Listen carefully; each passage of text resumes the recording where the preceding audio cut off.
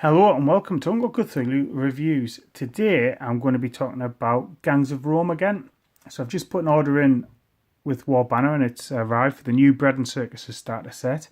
As you may already remember, I got the Blood on the Aventine set. So I also picked up a couple of other wee things when I ordered. So I ordered gang marking tokens. So you get 3 in the starter sets. We're playing 4 to 5 gang member gangs, so we thought it prudent to get these so everybody can be labelled correctly. Also picked up some extra denaries. Now this one should be the one with the gladiator. I got the gladiator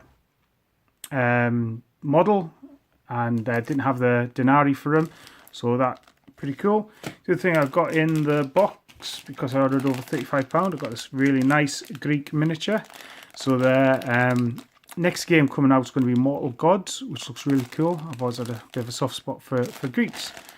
So in front of us, we've got Sons of Orcus and the Bread and Circuses. So I will open these up and see what we get.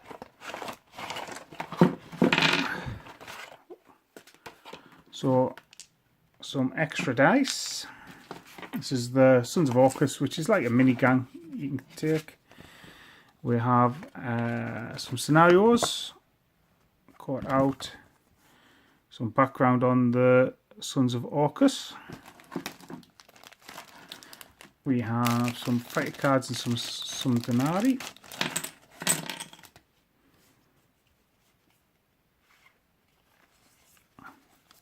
So 3 fighter cards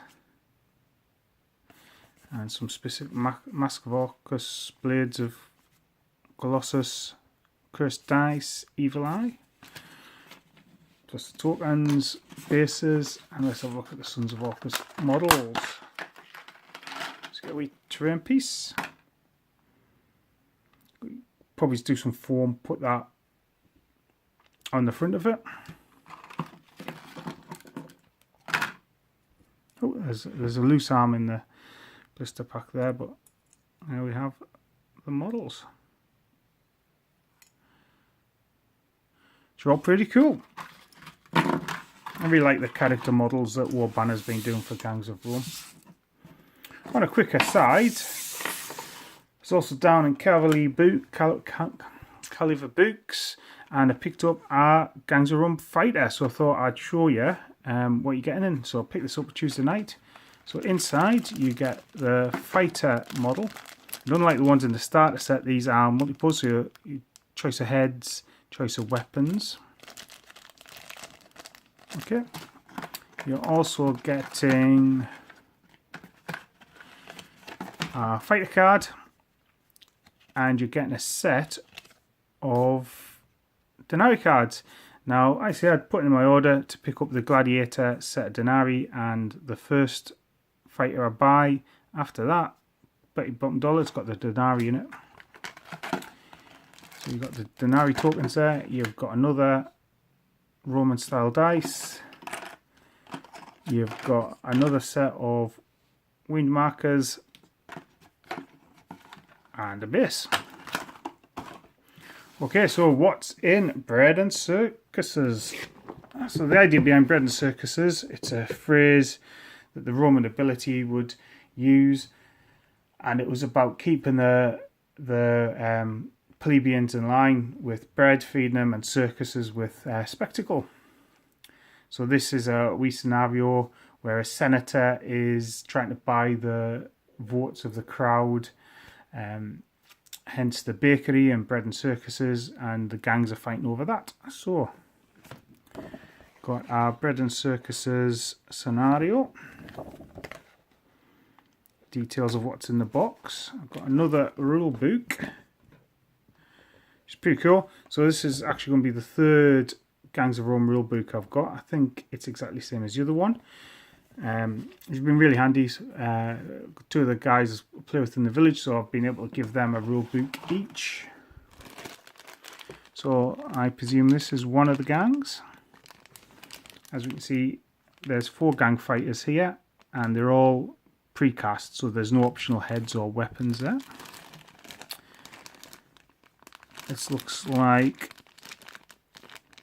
Roman matriarch and senatorial classes. Maybe some sort of fighter there sharpening a knife. That's obviously a mob. I think I've said before, that's one of the things that's another mob. One of the things I really like about Gangs of Rome is the way the mobs interplay, and that's another mob. So that's your 3 mobs. So yeah, that other wee pack must be a senator and kind of the 2 sort of gang leader figures. Got some activation pebbles. I think in the other set it was black and white, and these are black and yellow. More dice. Some bread tokens, that must be for our scenario play. These will be the cards and the denarii tokens. And then we've got the Roman bakery. So denarii tokens, if I can get this open.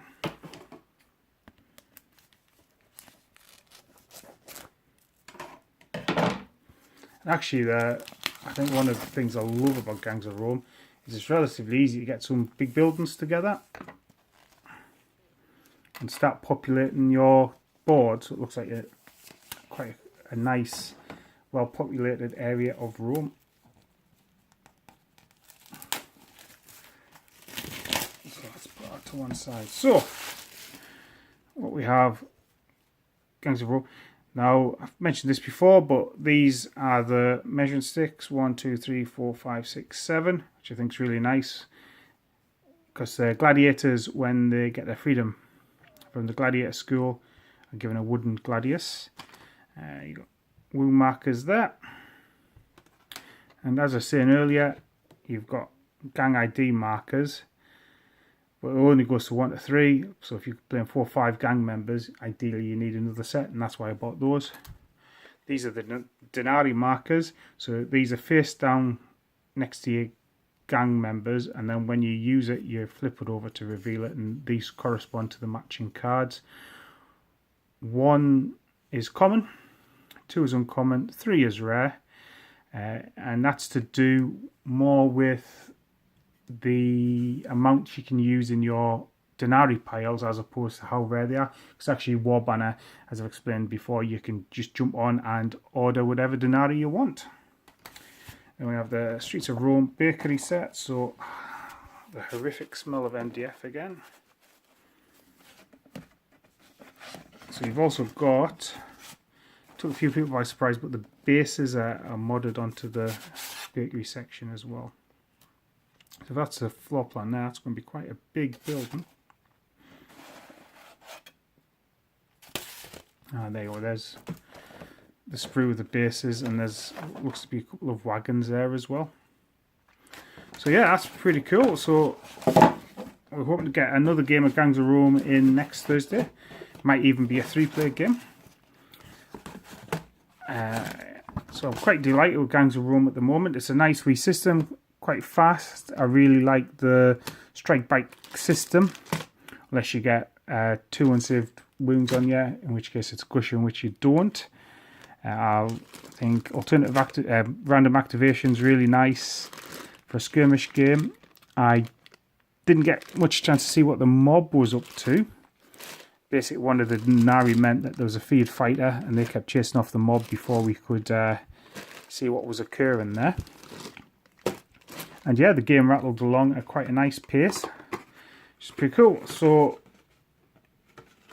other notable things, I think it's quite difficult for a pickup game in that your denarii, the sort of deck selection of denarii, when I did it for my friend coming around, I had 2 random gangs made up of the same value, 2 random piles of denarii made up with the same value, and he picked a gang and a set of denarii. But I know he likes to kind of synergize his decks and rules. So what we've done this time is he's taken all my denarii home. He's going to make a deck that he's happy with, a set of denarii and a gang that he's happy with. Then he's going to come around and I'll throw together some other stuff out of that. So yeah, so that was a bit tricky, pick-up games. I know obviously it's probably best in a gaming group where everyone's got the gangs and the denarii and they're planning it and making it. but for my circumstance, it was a bit tricky. Other thoughts for Gangs of Rome, which I probably explore more, is I think there's scope for a really smart gladiatorial game. So you got your gladiators, maybe they're allowed a piece of equipment each, and your denarii could be events, or even certain denarii will be for certain types of gladiator. So I think with the pace of it and the saving and gushing and strike backs, thrown in with some of the events from denarii, I think that could be quite a detailed but still fast-moving gladiator combat game. So that's opening the Bread and Circuses box. After next Thursday, probably next Friday, I'll do another video. I'll show off what I've got so far with Gangs of Rome. Show off the MDF buildings we've built and talk about how the game went on Thursday night. But thanks for watching. This has been Uncle Cthulhu. And yeah, if you've had some experiences of Gangs of Rome, let me know what you've thought about it. But that's goodbye for now. Have a great weekend.